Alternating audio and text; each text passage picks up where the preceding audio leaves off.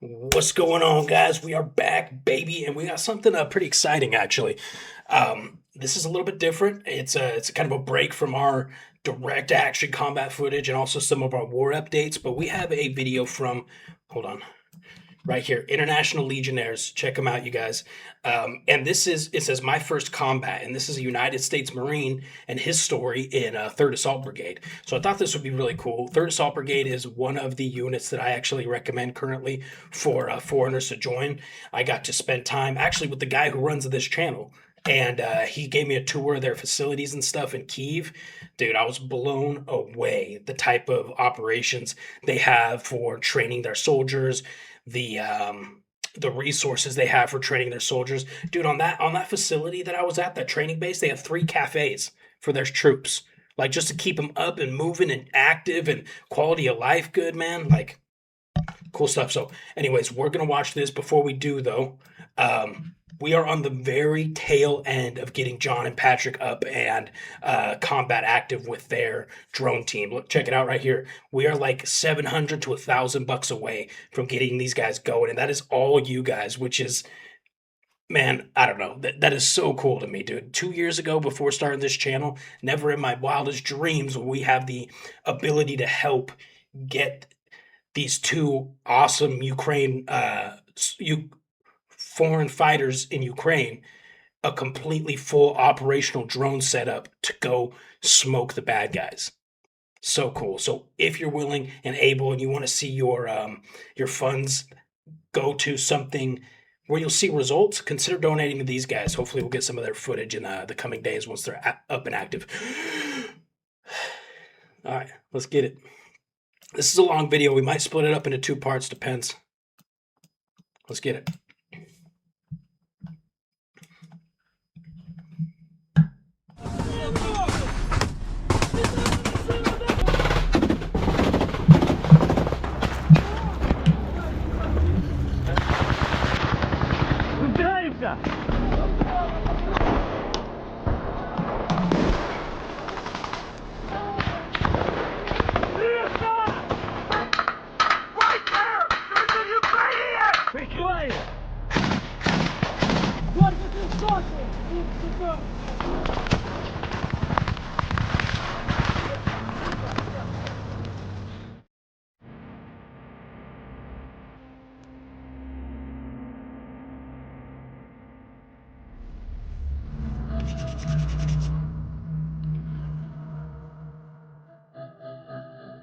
My entire life, I'd been really drawn to being in the military. I spent a lot of time outdoors as a kid. After I graduated high school and went to college for a little bit and realized that it wasn't really what I was interested in doing, the military was something that really spoke to me. And so that plus Dude, the hat, man. That could be one of those memes that's like, tell me you were in the Marine Corps without telling me you were in the Marine Corps, right? And it's like a picture of one of these hats. I love it. kind of my interest in things that are happening on the global stage, the ways that certain countries behave as far as their attempts and desires to build empires and to steal the lands from other people really is what kind of gave me the final push to join the military and then later to come to Ukraine. My name is Nick Tho. I'm originally from the United States, and I've been fighting in Ukraine for almost 2 years now, a couple months to go till 2 years, with the 3rd Assault Brigade. First, I was in the 1st Assault Battalion, and then I transferred to the Rozvedka Battalion, or the Reconnaissance Battalion, for the 3rd Assault Brigade, now the 3rd Army Corps. During COVID, I joined the Marine Corps. Originally, I was under the impression that China was going to invade Taiwan. However, when Russia invaded Ukraine, I was similarly very drawn to the conflict, watched the news a lot, and kept up with the events. And so, after I left the Marine Corps, I worked a couple jobs here and there, until I saw the documentary 20 Days in Mariupol. That'll do it. I didn't even watch the whole documentary. It was just like the first couple minutes. And then the next morning I sent the application online to come to Ukraine. I sent an application to the Foreign Legion website. I hadn't really done any good research, so I didn't know that foreigners could join a multitude of other brigades and even outside of the ZZSU.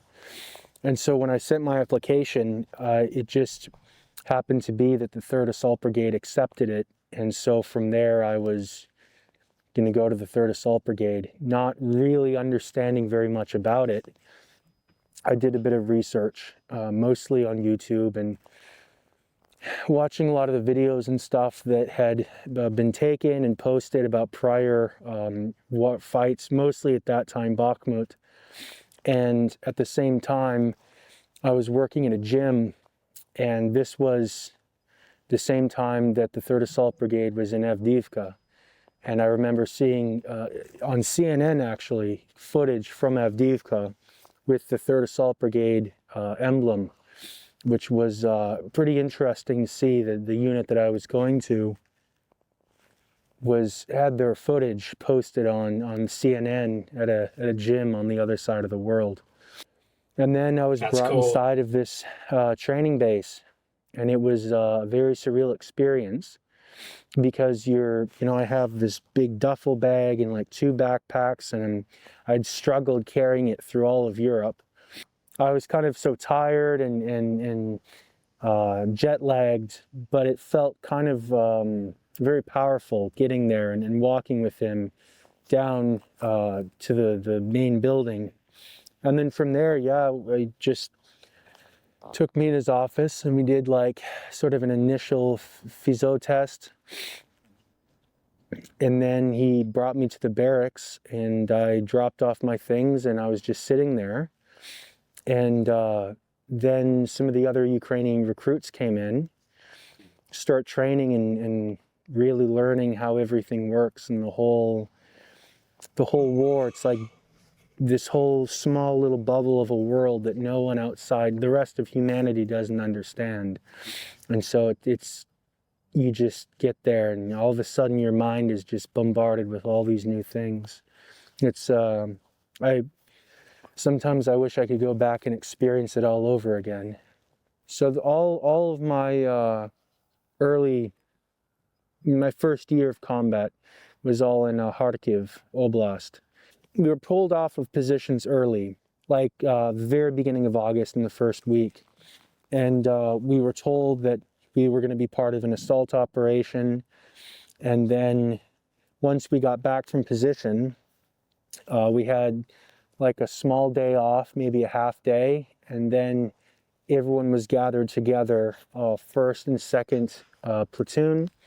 And we did sort of a rehearsal of getting out of the M113 and assaulting with the vehicle, kind of just getting everyone refreshed on how to work around the M113. The next day, we were given a lot more of the detailed information about what was going to happen. Kind of at night before we left to the safe house. And so, as it was explained to me, this forest area, very close to the front line, was being used by the Russians to fill it up with people. They had like a dispersed network of positions and dugouts that they were filling with their and the idea was that they could, from this forest, build up a sizable group of people and then use that people staged in this forest to then further assault our positions. And so it was I guess the basic term would be somewhat of a clearance, to just clear them out and get them out of this forest so they can't use it to attack us further. The morning that the battle would start, we were woken up and then kind of hurriedly rushed to the M113s that had been staged.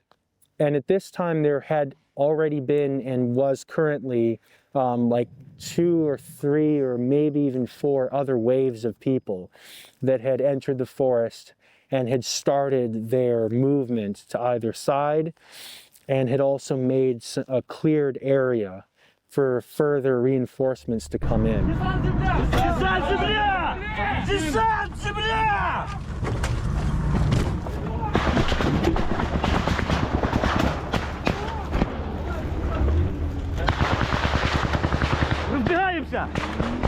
He speaks English.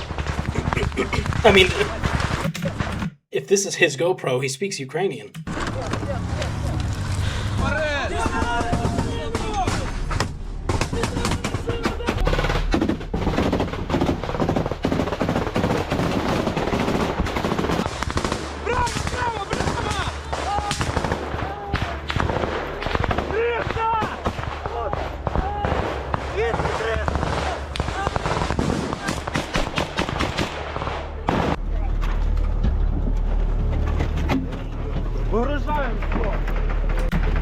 Okay, never mind. There's obviously multiple perspectives here.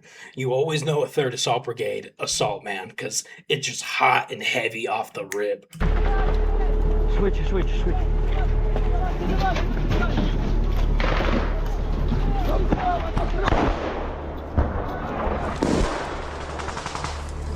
Давай, давай, давай, давай.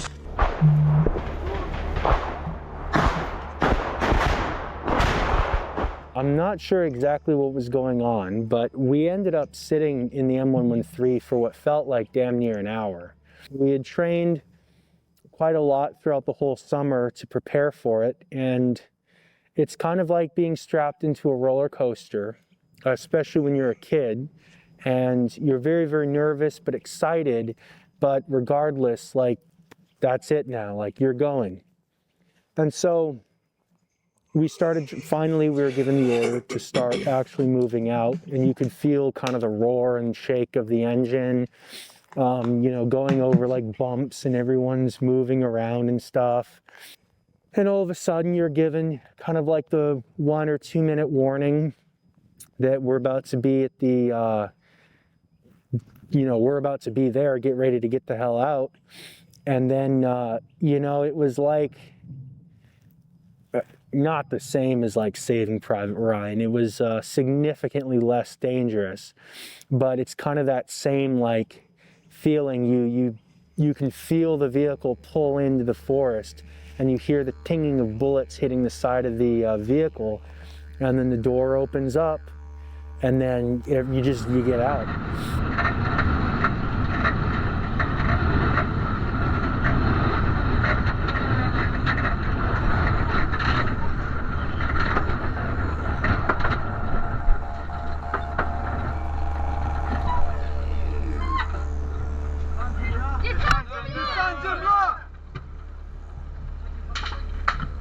They got a female in there.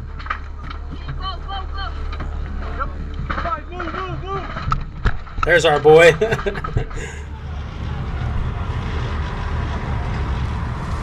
Тікайте, тікайте, тікайте! Тікай! Сука, всіх 300 до туза!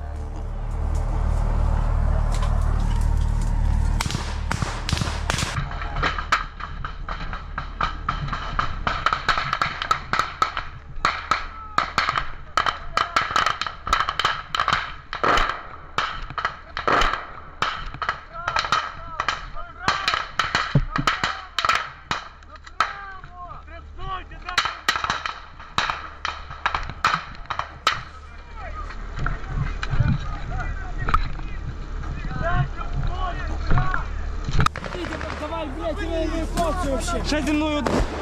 Собирай своих людей. Стой, Чуть! Давай туда, давай, вверх, давай. Только 300 и саперы.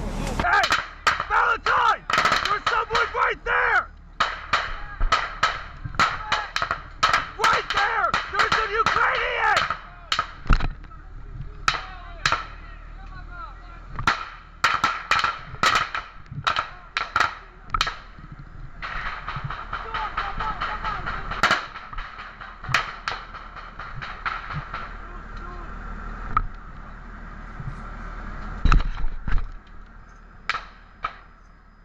getting out was one of the most insane things ever, because when you're doing it in training, right, it's very orderly, everything kind of makes sense.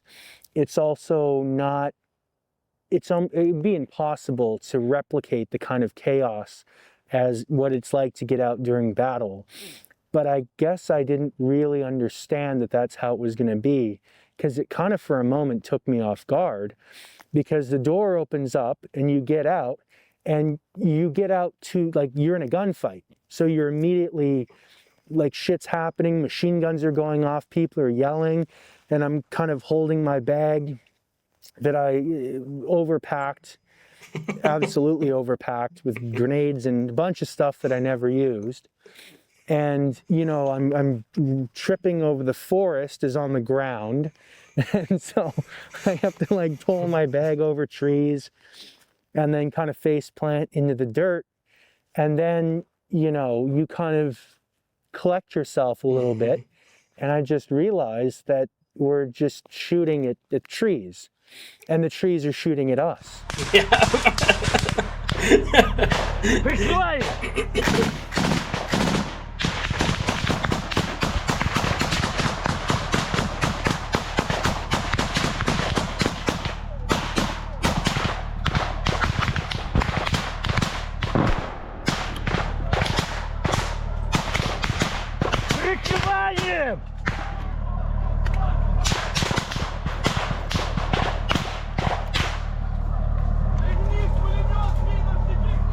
Пригидайся, кулемет працює!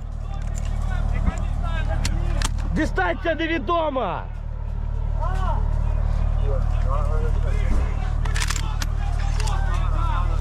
Падайте, блядь, сука!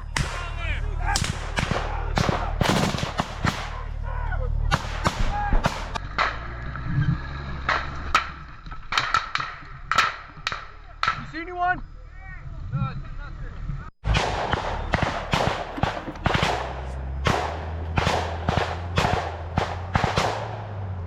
Работал. Давай, давай. Фаер!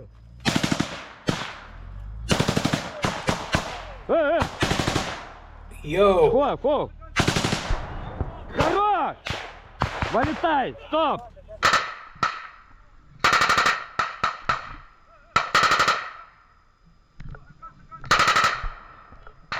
Эй! Valentine!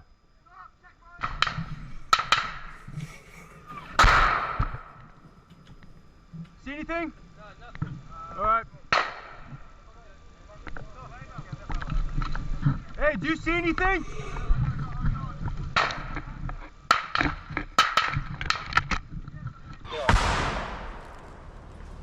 See anything? No, nothing.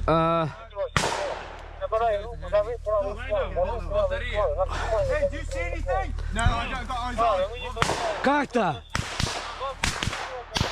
Береш американців, чуєш?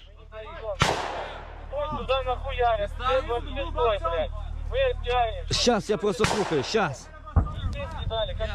On the right as well.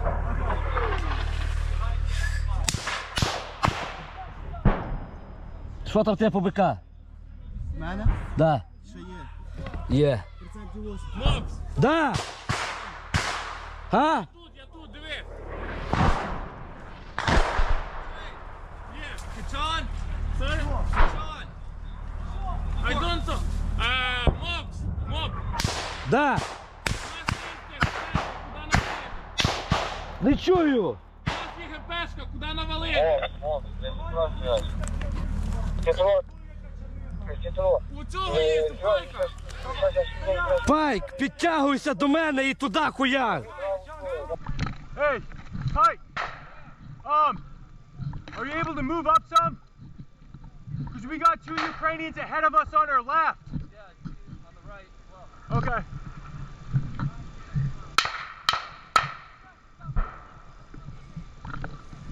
And just stay down. Like, move slow.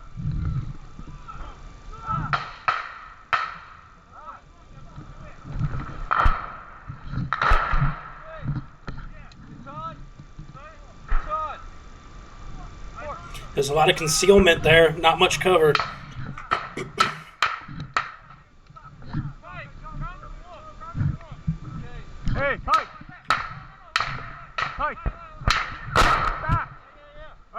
take your spot, all right? Hey, I'm gonna move the Pike spot. Yeah, go on, Pike. Lay down. Nice and low, Pike. Stay up. Що там він? You know, a lot of people have asked me, what is it like communicating or working with Ukrainian units? It's a lot like this. You got one member on your team who's a translator, basically. He's assigned to your team as a Ukrainian. And then you're yelling at him. He's yelling back at the Ukrainians. The Ukrainians are yelling at him. He's yelling back at you. Статус 4-5-0. Stay low, stay low. Сюди, сюди, сюди. Метров 30 от вас, метров 30. Опна линия. Опна линия, принял? Плюс, плюс, будемо їбашити. Пайк! Пайк!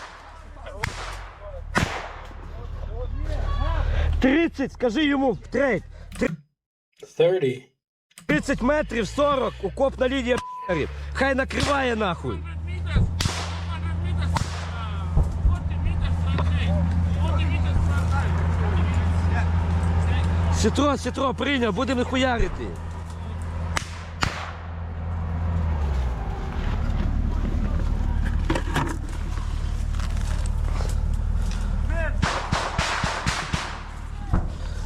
Обережно, обережно.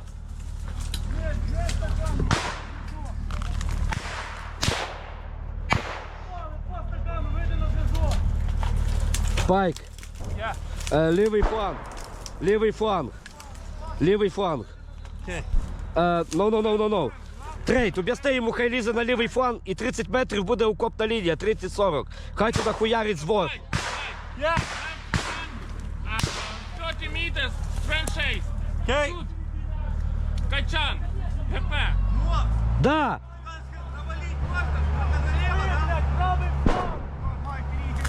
Ну, туди тобі треба лізти. Всі цілі! Всі цілі! Плюс! Pike, get it down. Stop sending it. 40 meters. Що там? Давай, 30 метрів, 40. Keep it going, Pike. Давай, насипай туди, нахуй, насипай! Швидше, блядь!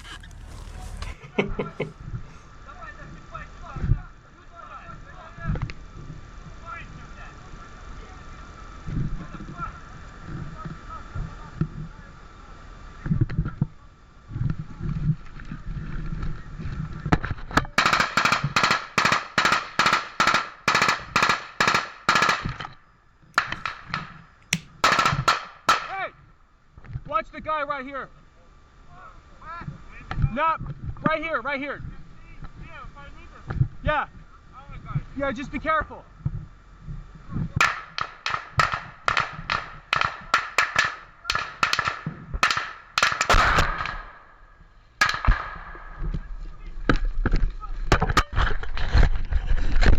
Aw, dang.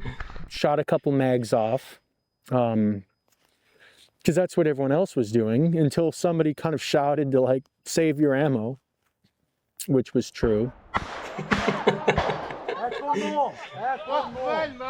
Блядь, This is such an accurate depiction of a first stop in Ukraine. I love this. ви зараз вистрілите все бика, нахуй, йобаний в рот.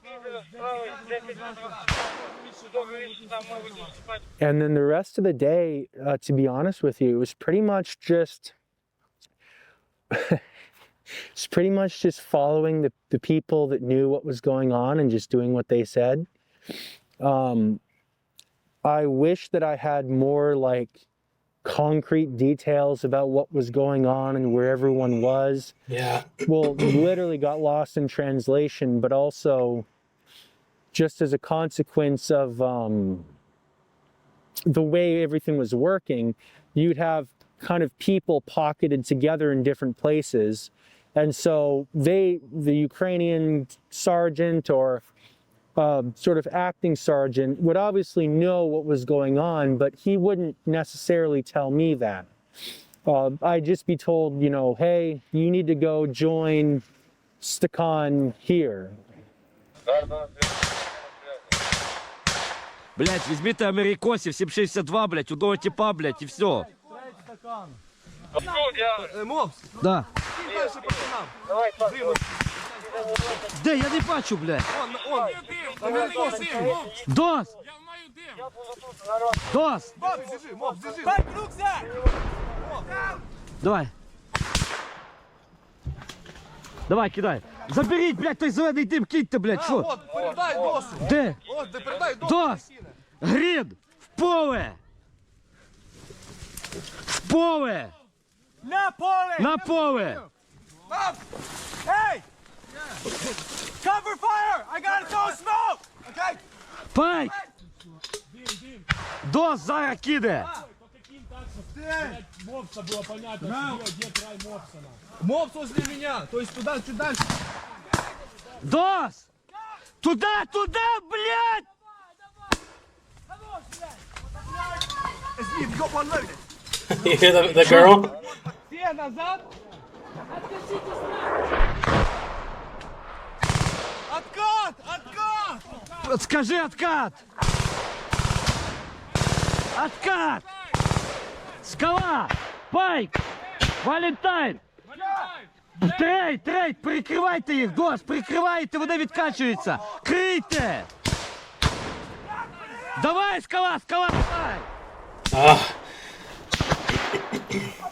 There's this weird thing that happens, perhaps not for everyone, but certainly for me, where like in those kinds of situations, time sort of distorts itself a little bit. Scorpion was hit. To the best of my memory, it was an FPV and then a mortar, or certainly just a mortar, because shrapnel from the mortar that hit then went and hit Valentine, a British guy on our team. And so he got hit while he was reloading the machine gun. And then we kind of had, it felt like everything was explained in English, but I know they were shouting at me in Ukrainian. I just kind of understood. And so we pulled back a little bit. And I remember Pike and I were trying to do first aid on Valentine, who was completely conscious and talking and shouting at us because we were trying to pack the wound on his shoulder. But he kept telling us to stop, it hurt, just let him fucking walk over to the medic. Thankfully, it wasn't a serious wound because at least at that time, I think that we were a little bit too ratcheted up to kind of bring it down and properly do, the procedures. But we did good enough to kind of have him go over to the medic and a professional took care of it. And then I remember we moved back a little bit and took up sort of a defensive perimeter. And somebody called me over to go collect a casualty from the other side, from the left side of the forest. And man, that was, just going over there was like a battle in and of itself. Because again, like throughout the whole forest, the trees were on the ground. And so just getting over there with, I overpacked, I had too much weight on. We have to crawl like in between the gap in trees and stuff just to get over there was pretty rough. But then we make it, and they seem to be kind of in the similar position that we were in. Again, not really getting all the information just based on my lack of Ukrainian. Just from what I remember kind of observing, they were kind of in a similar sort of temporary pause. And when we got over there, the medic was treating Bertz, the casualty that we would then carry back. And then finally they said, all right, we're going to take Bertz back and you carry the stretcher. And that was I felt really sorry for him because he had both legs were tourniqueted on like above or below the knees somewhere, but I think he had 2 broken legs or like major injuries in his lower legs. And the way the forest was, every time we'd have to go over a tree, either his feet would bump it or, you know, somebody would kind of lose their strength and his head would hit the tree. And so the whole time he was just screaming at us. And, you know, you can't really blame him for that. It was pretty rough. I felt really bad for him. And then we got back to that kind of right side where there's this clearing. And then I got sent to kind of another place with people kind of holding up with Stakan. Kind of the same thing. We were just in this big underground blindage, and you know, he'd make me every once in a while go out and check and make sure no one was crawling through the ravine. And that was kind of the most of the afternoon. There wasn't much eventful going on. Then as nightfall was starting to approach, I got called to go join the guys on the furthest most point of the push. And I remember arriving there with Scala. He was kind of guiding people around, I guess, or at least he guided me there. And we're in this small... That is a thing. They've got guides, especially for the foreigners. They'll send a Ukrainian, be like, go pick up the Americans, because to them, especially early on, all foreigners are Americans. Like they can have a German accent, a British accent, and they'll call them Americans. Small trench, like very small, certainly even for a shorter person, kind of crouched down. And there's from first or second mechanized battalion, there was a guy there who said, you know, we got some guys here now, we need to make another push. I remember kind of feeling like it was maybe not the best idea, because it was starting to get dark. And obviously with night vision and things like that, you can perhaps use that to your advantage, but we didn't have anything like that. I don't even know if we had thermals. And nevertheless, we still pushed on.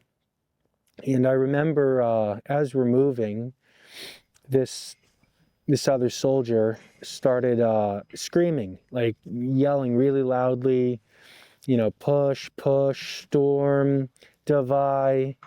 And allegedly from that position we were in, about 100 meters away, there was a Russian position. So as he was yelling, he immediately kind of alerted them that people were coming. So they started shooting at us, and we started shooting at them.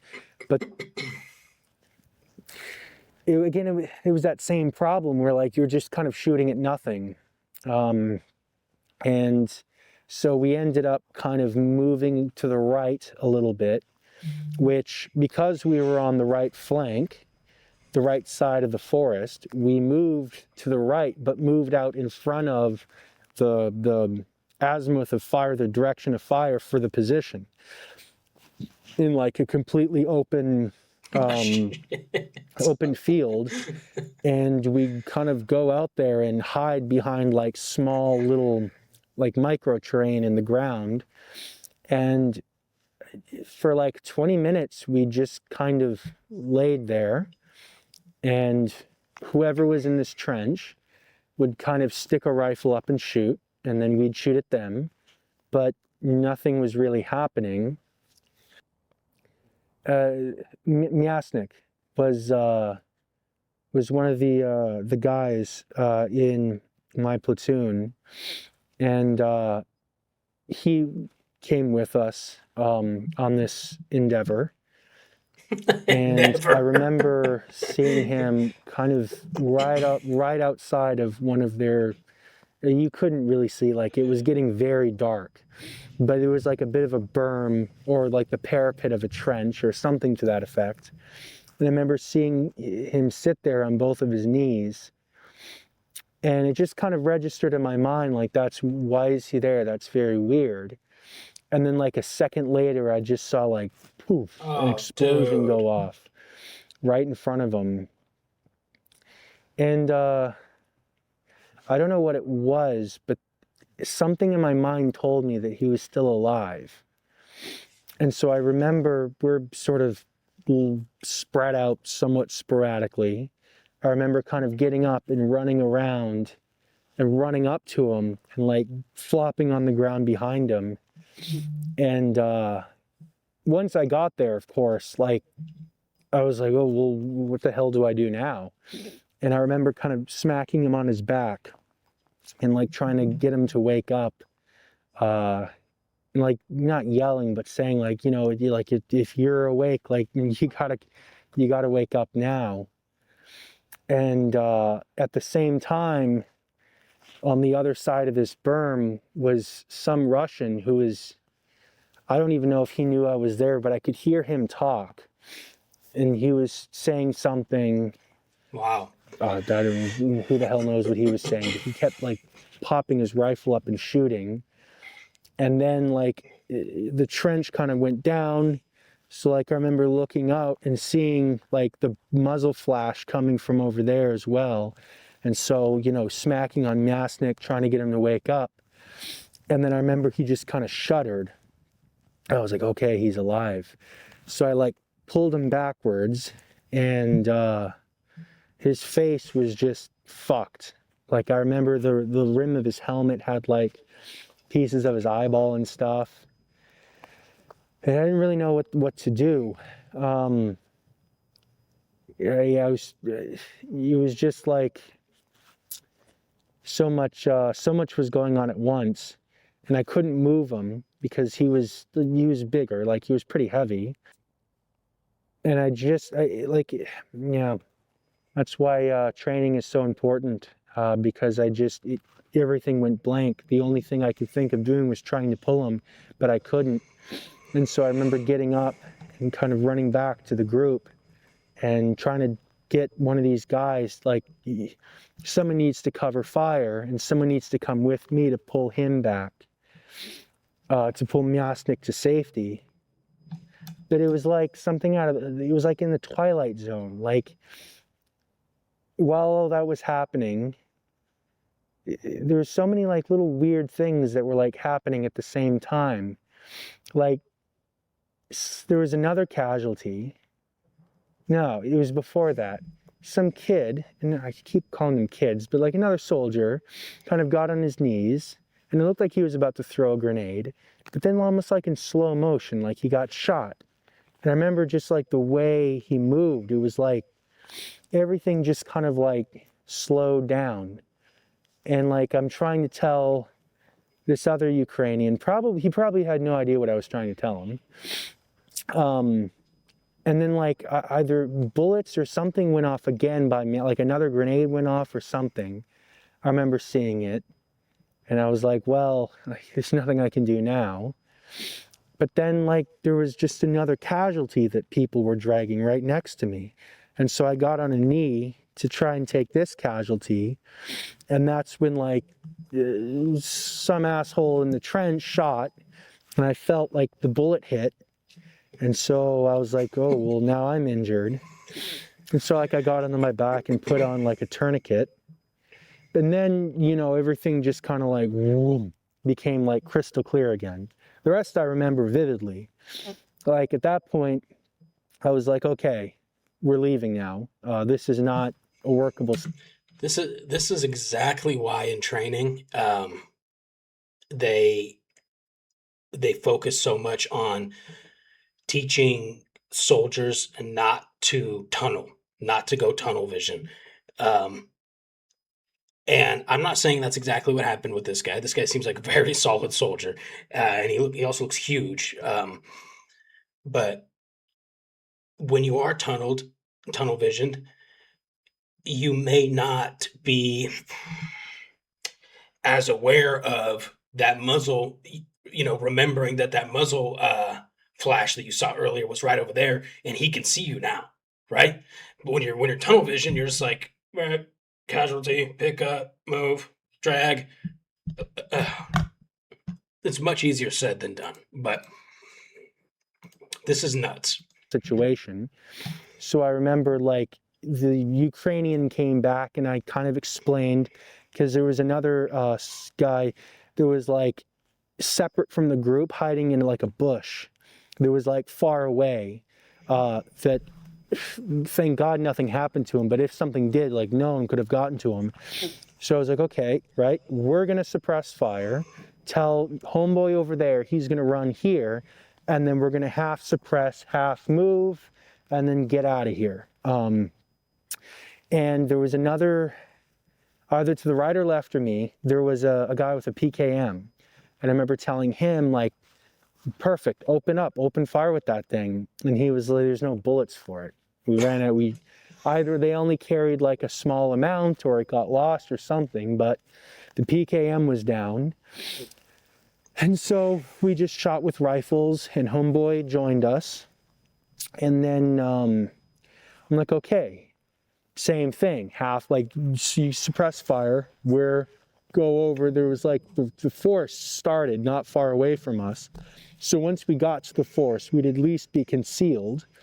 So I'm like, okay, they started shooting and I get up and go into the forest. And then once I enter the forest, I realized that I'm by myself. No one else came. So I'm screaming at them to like, come on, let's go. And then, yeah, finally I see them like come through the trees, you know, count them 1, 2, 3. I think there was 5 of us total. And then we make it back to the this trench, 100 meters or however far away it was. And yeah, I got there and I was like, okay, I'm injured. I'm gonna go see a medic. And then I went to, fortunately our medic, VB, was like very close by with Stakhan and mops. Skala led me there again. He chauffeured me over. And unfortunately, well, it ended up being very fortunate, but at the time I was devastated because we got to this small blindage and I crawled in and, you know, what happened, what's going on, where are you injured? They're asking me all these questions. And then some asshole from the other side of the forest fired an SPH and it hit right outside of our blindage. And I thought it killed Skala. So that was really sad. But then, yeah, you know, wound packing, everything got sorted. And then I walked back to the that start point that was created in the forest, which was a hell of a journey. Because when I'd entered and made it this far, there was a forest, though very destroyed. Coming back, it was like walking through hell because the entire forest had not only been put on the ground, but it had then been completely burned. So you'd be walking by and you just feel like an intense heat on your leg because of the thermite or thermobaric. I'm pretty sure it wasn't thermobaric, but the fire grenades, whatever the hell they're called. Then we had to wait for exfil, which ended up taking a long ass time. And so we were just kind of sitting in like a small blindage, no real cover or anything over our heads. And I just kind of kept coming in and out of consciousness, hallucinating a lot. And of course, you know, blood loss, drop in temperature in the night, not packed for cold weather. It was extremely cold. And then I remember hearing kind of the rumble of the M113 at a distance, and everyone starts kind of, you can hear them gathering together to get ready to go. And I vaguely remember the M113 arriving and the infill team getting out and kind of going to where they need to go, and then getting onto the 113, and then just like the red lights when the doors open up, all the medics that were there had red lights, and I just remember all my stuff being taken off and ended up in an ambulance with Karta. who also spoke English very well. And he talked to the medic and stuff like that. And then, yeah, pretty much just woke up in the hospital in Izium. And that was that. I think to kind of bring it back down to the individual or the smaller scale, I think that I think it's very important for everyone, whether you're, you know, high up in the military or not, to try and find solutions to little small problems and to be creative in their approach to doing things rather than getting stuck in their habits and their ways, but also the mindset that, oh, I'm just blank, therefore I can't or I'm not able to, you know, whatever it is. I don't think that there's any reason why an infantryman cannot try and figure out or experiment with some new thing or some new tactic that may help not only make their lives easier or safer, but also make their operations more effective, if that makes any sense. I grew up in an area of the United States on the East Coast that was one of the original 13 colonies. And so I think that people see America now as this big monstrous Goliath, but that wasn't always the case. And at one point in time, the United States was in not exactly the same, but pretty damn close to the same situation that Ukraine is in now. And so I think that just because a country or even a colony or even a small state or city-state is small compared to the aggressor nation, that doesn't mean that they should be subservient to or in any way threatened by that larger nation. However, at the same time, I feel what compels me so much to stay here isn't necessarily the big highfalutin ideas and things like that. It's simply just the people that I've met here. And, you know, everyone, I feel like every foreigner, when they first come, they have, you know, if it's for ideological reasons, they have some grandiose idea about why they want to do it for the freedom of Ukraine.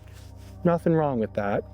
But I find for a lot of the people that stay and have stayed even longer than I have, you just start to get to know people, and suddenly the war becomes very personal to you because it's affected people you personally know, if that makes sense. So it's not the motivation, ideologically speaking, has been kind of the same the whole time, but what's really changed for me and what keeps me here is the people and hearing their stories, and you know, in really saddening times, watching them die or hearing about them dying and not being there, or you know, and then the positive side of that as well, having to stay an extra day in position because the other guys fucked up and left too late. So you're there an extra day and you're just kind of sitting there in the blindage. Someone will crack a joke and it's like the funniest fucking thing you've ever heard. Or, you know, you get told that you have to dig some preposterously large amount of the trench, and so everyone's in a bad mood, but you're all making fun of your commander and shit. But it's both. There's a certain odd duality to it. But nevertheless, I say what really motivates me more than anything has to do with the human connection now.